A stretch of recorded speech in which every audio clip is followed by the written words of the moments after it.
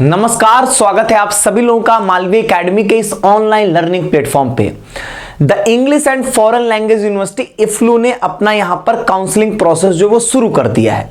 Registration इनका open हो चुका है, लेकिन रजिस्ट्रेशन में आपको कुछ समस्याएं आ रही होंगी। इसके साथ ही साथ इनका जो काउंसलिंग प्रोसेस होता है वो ऑफलाइन होता है। क्या है पूरी बातें, डॉक्यूमेंट एंड ऑल सारी चीजों को लेके आज के इस वीडियो में इफ्लू से रिलेटेड आप सारी काउंसलिंग प्रोसेस को यहां पर बहुत ही अच्छे से समझ रहे होंगे। मैं वीडियो की शुरुआत करूंगा। सबसे पहले मैं आपको इफ्लू के से रिलेटेड कुछ बातें बता देता हूं। कौन से कोर्सेज हैं, सीट्स, फीस स्ट्रक्चर, कुछ बेसिक चीज आपके क्लियर हो जाए यहां पे, या इनके सीयूटी की रिक्वायरमेंट्स क्या, वो सारी चीजें मैं आपको यहां पर बता देता हूं। और इनके खासकर एक बात इनके कट ऑफ को लेके भी होती है। इन्होंने पहले से ही कट ऑफ निर्धारित करके रखा है कि इतने के ऊपर ही आप इनके लिए एलिजिबल हो पाओगे। उसमें भी क्या बातें होती हैं वो भी मैं आपको यहां पर बताऊंगा, ध्यान से सुनिएगा।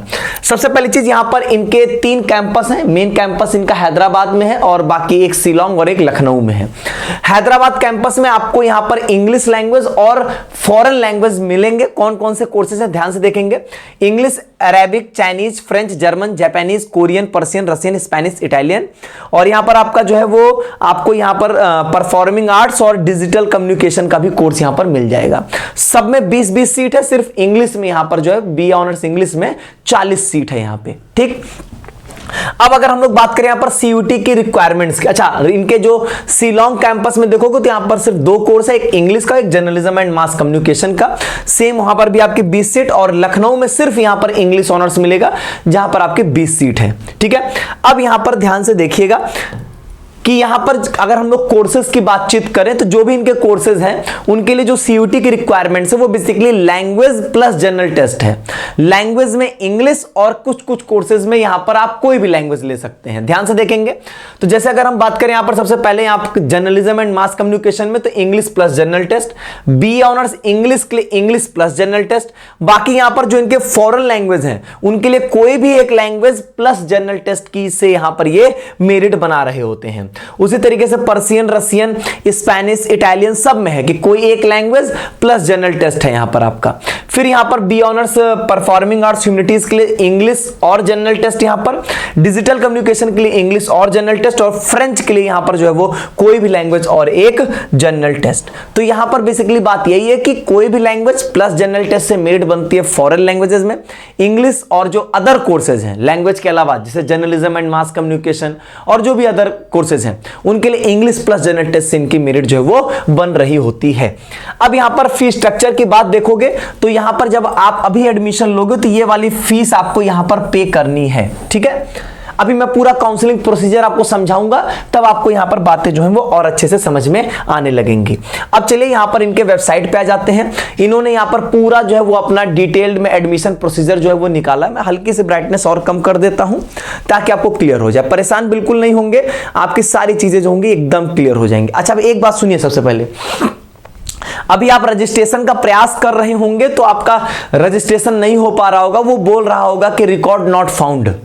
ऐसी बात है कि अगर आप सीयूटी 2024 के एप्लीकेशन फॉर्म में इफ्लू को आप नहीं भरे थे तो अभी के हिसाब से आप रजिस्ट्रेशन नहीं कर सकते हैं।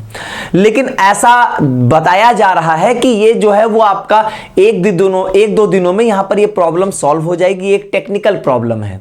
बात ऐसी है कि इफ्लू के जो हमारे कुछ स्टूडेंट पिछले साल के हैं जो इफ्लू गए हुए हैं, उन्होंने अपना एक स्टूडेंट का ग्रुप बनाया हुआ है, ठीक है। तो उसके थ्रू यहां पर ये इंफॉर्मेशन जो है वो मिली है। मैंने इफ्लू के ही बच्चे से बात की जो हम लोग के यहाँ पिछले साल बच्चे पढ़े थे, तो उनका ये कहना है कि सर ये टेक्निकल प्रॉब्लम है और वो सर सही हो जाएगा। उनका ये कहना था कि कल ही सही हो जाएगा, तो हम लोग वेट कर लेते हैं, कल परसों में वो चीजें आपकी सही हो जाएंगी। और ऐसा नहीं है कि अगर आपने एप्लीकेशन फॉर्म में नहीं फिल किया है तो आप अप्लाई नहीं कर सकते हो, ठीक है। अब बाकी आगे भी मैं बात बताऊंगा। और मैंने काउंसलिंग प्रोसेस को इसीलिए उसी बच्चे से जाना जो पिछले साल पूरे काउंसलिंग प्रोसेस में अपीयर हुआ है, तो वो एक्सपीरियंस भी मैं आपके साथ यहां पर शेयर कर दूंगा। ध्यान से सुनिएगा यहां पर। अब यहां पर आप देखोगे तो ये सबसे पहले कुछ बेसिक चीजें वही जो C2 अभी मैं आपको बताया, वही सारी बातें इन्होंने बताया है। अब यहां पर मैं आपको जो है वो काउंसलिंग प्रोसेस एक बार जनरल एक्सप्लेन कर दूं, फिर मैं कुछ आगे की बातें बताता हूं।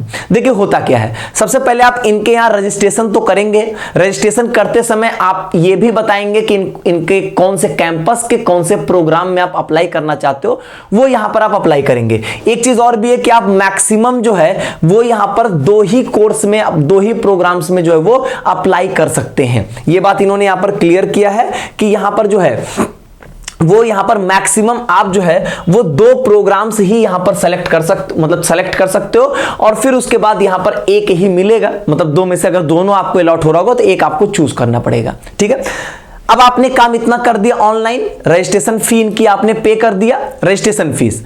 उसके बाद जो कि यहां पर 550 रुपए मेरे हिसाब से जनरल कैंडिडेट्स के लिए है, और अदर कैंडिडेट्स के लिए जो 275 रुपए की फीस है। 1 मिनट रुक जाएंगे इसमें, हाँ ये 550, 275 रुपए है SC ST, PWD के लिए 110 रुपए का है। ठीक है, अब ध्यान सुनिए, ये काम आपने ऑनलाइन कर दिया। इसके बाद इफ्लू क्या करता है कि जो भी सिलेक्टेड काउंसलिंग के लिए ये एक लिस्ट निकालेंगे स्टूडेंट्स की। कैसे? मान लीजिए 20 सीट है किसी प्रोग्राम में, तो ऐसा स्टूडेंट्स का कहना था, और इन्होंने यहां पर भी मेंशन किया है कि ये यूनिवर्सिटी के पास राइट है कि 1:1 से लेकर 1:10 तक बुला सकते हैं। मतलब 20 सीट के लिए 200 बच्चों को भी कॉल कर सकते हैं, 20 सीट के लिए 20 को भी कॉल कर सकते हैं, 40 को भी, 50 को, 60 को, 70 को, इनकी जितनी इच्छा। वैसे इन जनरल ये है कि 20 सीट पे लगभग 70-80 बच्चों को यहां पर जो है वो यूनिवर्सिटी में कॉल किया जाता है, मतलब काउंसलिंग के लिए बुलाया जाएगा यहां पे। तो ये एक लिस्ट जारी करेंगे कि इतने बच्चे जो है वो काउंसलिंग में अपीयर होंगे अपने डॉक्यूमेंट्स के साथ। तो यहां पर होगा क्या, अब मान लीजिए कि 20 सीट है किसी कोर्स में, 70-80 बच्चों की लिस्ट आएगी। अब उसमें अगर आपका नाम रहेगा, ऑब्वियसली CUET के स्कोर के आधार पे ही बुलाया जाएगा। अब उसमें आपको बुलाया गया तो आपको क्या करना होगा, आप जैसे मान लीजिए हैदराबाद, लखनऊ, शिलोंग, जहां के लिए भी, तो मान लीजिए हैदराबाद के लिए, तो आपको हैदराबाद जाना होगा अपने डॉक्यूमेंट्स के साथ। वहां पर वो आपके ओरिजिनल डॉक्यूमेंट्स को देखेंगे, डॉक्यूमेंट्स का वेरिफिकेशन होगा, और उसी समय आपको ये कंफर्म हो जाएगा कि आपका एडमिशन हो रहा है या नहीं हो रहा है। तो वहीं पर आप समझिए कि आप वहीं पर अपना एडमिशन भी जो है वो करवा रहे होंगे, लेकिन आपको जाना होगा, ऑफलाइन काउंसलिंग ही है यहां पे।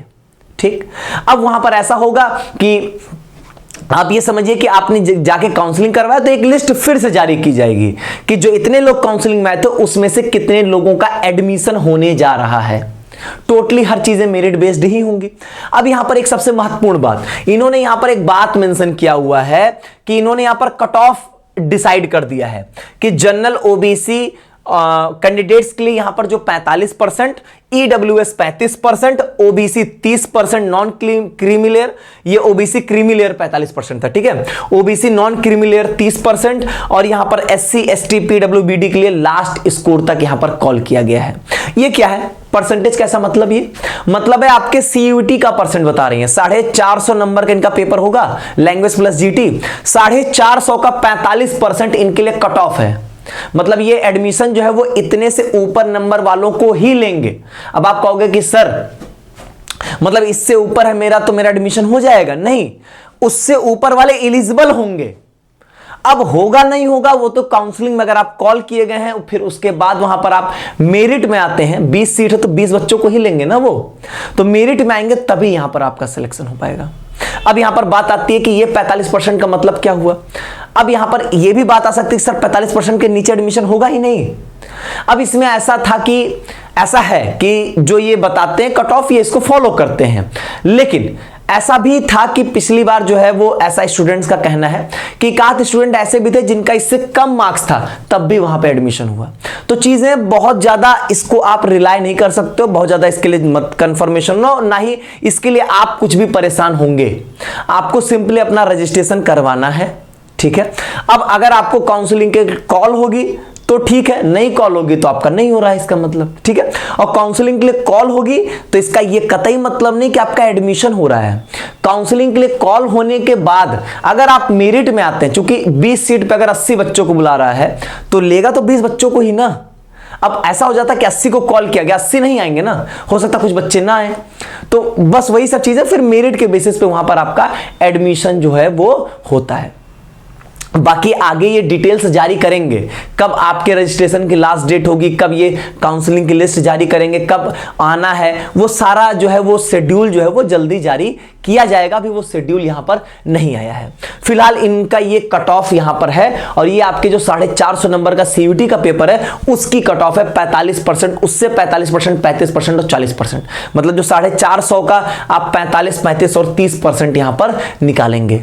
ठीक है, यूजुअली ऐसा होता है कि ये जो परसेंटेज है इससे तो हाई कट ऑफ ही रहती है। ठीक है, लेकिन बात ऐसी है कि इस बार कहानी अलग है। इस बार जनरल टेस्ट का पेपर टफ रहा है, इंग्लिश का भी पेपर टफ रहा है, तो कट ऑफ तो इस बार काफी डाउन जाने वाली है यहां पे। अब बात ये आती है यहां पर कि क्या इसको ये पूरी तरीके से फॉलो कर रहे हैं या करेंगे, ये चीजें अभी कह पाना जो है बड़ा मुश्किल है। और अगर मान लीजिए कि इनको सीधी सी बात है कि अगर इसके ऊपर इनको आराम से कैंडिडेट्स मिल रहे हैं तो क्यों इसको ये डाउन करेंगे या इसमें कुछ भी संशोधन करेंगे। सीट तो उनको फुल करनी है। अगर उनको 20 बच्चे मिल जा रहे हैं जो कि इस कट ऑफ से ऊपर भी हैं, आराम से कोई दिक्कत नहीं है, तो फिर आराम से ले लेंगे, फिर क्यों ही उसमें कुछ भी सोचने वाली बात होगी। ठीक है, तो ये ओवरऑल यहां पर इनके कट ऑफ की बातें हैं। ठीक, चलिए अब यहां पर जो है वो इसके बाद जो है मेजर काउंसलिंग की जो बातें वो यही हैं। अब यहां पर हम लोग एक इंपॉर्टेंट बात करेंगे इनके डॉक्यूमेंट्स को लेके यहां पर। ठीक है, मैं आपको डॉक्यूमेंट से रिलेटेड चीजें यहां पर बता देता हूं, ध्यान से देखिएगा। डॉक्यूमेंट्स में सबसे मोस्ट इंपॉर्टेंट बातें जो होंगी वो ध्यान से सुनिएगा यहां पे। अच्छा हाँ, एक चीज और, एडमिशन के टाइम पे आपको इतनी फी पे करनी है। जब आप यही पहले सेमेस्टर की फीस भी आपकी 3815 रुपए, यही आपको यहां पर पे करना है। SC ST वालों को 2900 और यहां पर जो फिजिकली चैलेंज्ड है उनको यहां पर 2045 रुपए ये फीस आपको यहां पर पे करनी होगी। ठीक है, मैं यहां पर आपको डॉक्यूमेंट से रिलेटेड जो है वो चीजें दिखा देता हूं।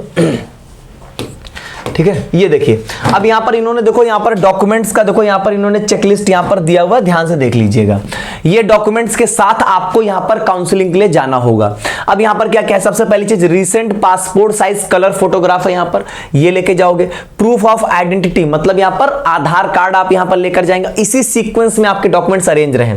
Academic bank of credit ABC ID proof ये आप लेकर जाएंगे अपना। ठीक है, जो कि आप कैसे बनाएंगे, अगर आप डालोगे how to create ABC ID Malviya academy तो वीडियो मिल जाएगा, उसका प्रिंट जो है वो लेकर जाइएगा। सबका फोटो कॉपी आपको लेकर जाना, ध्यान सुन लीजिए।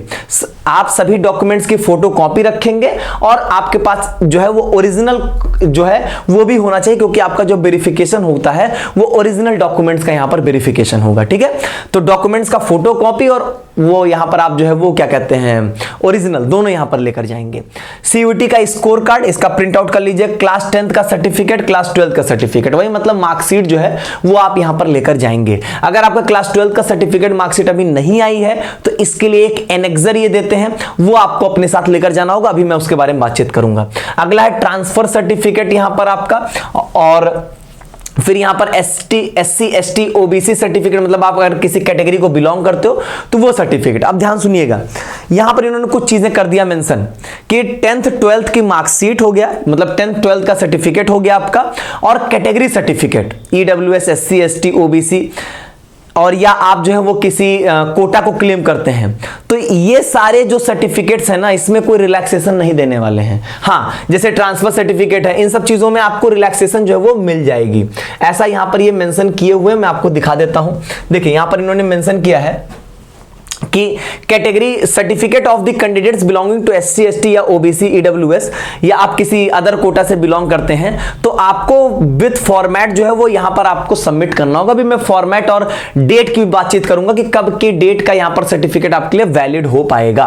ठीक है, और इन्होंने बोला है कि request for the extra time for getting SC ST OBC EWS PWBD या कश्मीरी माइग्रेंट, ये सब सर्टिफिकेट जो है वो इंटरटेन नहीं होंगे। मतलब ये है कि आप अगर एक्स्ट्रा टाइम इन सारे मतलब कैटेगरी सर्टिफिकेट्स के लिए आप एक्स्ट्रा टाइम मांगोगे तो आपको ये नहीं देने वाले हैं। साथ ही साथ जो है वो आप क्लास 10th और 12th के सर्टिफिकेट्स को सबमिट करने के लिए अगर आप एक्स्ट्रा टाइम मांगोगे, नहीं हम 2 महीना बाद दे देंगे, तो ये उस चीज को नहीं सुनने वाले हैं। ये कंपलसरी देना ही देना है। हाँ, ट्रांसफर सर्टिफिकेट और कोई अदर डॉक्यूमेंट्स है तो उनके लिए आपको यहां पर जो है वो समय जो है वो मिल जाएगा। अभी मैं आपको एनेक्सर के बारे में भी बातचीत जो है वो करता हूं, देखिए यहाँ पे, तो ये हो गया पहले कैटेगरी सर्टिफिकेट, फिर मेडिकल सर्टिफिकेट, डिपेंड करता है पीडब्ल्यू बीडी कैंडिडेट्स के लिए, कश्मीरी माइग्रेंट, ये तो आप हो तभी देना है, नहीं हो तो थोड़ा दे दोगे आप। यहाँ पे जनरल कैटेगरी के कैंडिडेट हो गए, सब कट जाएगा आपका, कुछ नहीं देना है। फिर सीधे यहाँ पर एनेक्सर 1 2 3 4 5, ये क्या है आपका, ये 5 एनेक्सर क्या क्या है मैं बता देता हूं। ये जो एनेक्सर 1 है ये आपका एंटी रैगिंग है, 1 और 2 दोनों एंटी रैगिंग का यहाँ पर आपका अंडरटेकिंग होता, कुछ नहीं करना, सिंपल प्रिंट आउट करना, आपको डिस्क्रिप्शन बॉक्स में एनेक्सर मिल जाएगा, सिंपल प्रिंट आउट करके भर के दे देना होता और कुछ नहीं है। एनेक्सर 3 कब देना है, जब आपका रिजल्ट अभी तक नहीं आया है तो यहां पर आपको एक एनेक्सर जो है ये यहां पर देना, ये सबसे मोस्ट इंपॉर्टेंट है, ध्यान सुनिएगा। अगर आपका क्लास 12 का रिजल्ट आपके पास है तो आपको ये एनेक्सर 3 देने की आवश्यकता नहीं है, ठीक है।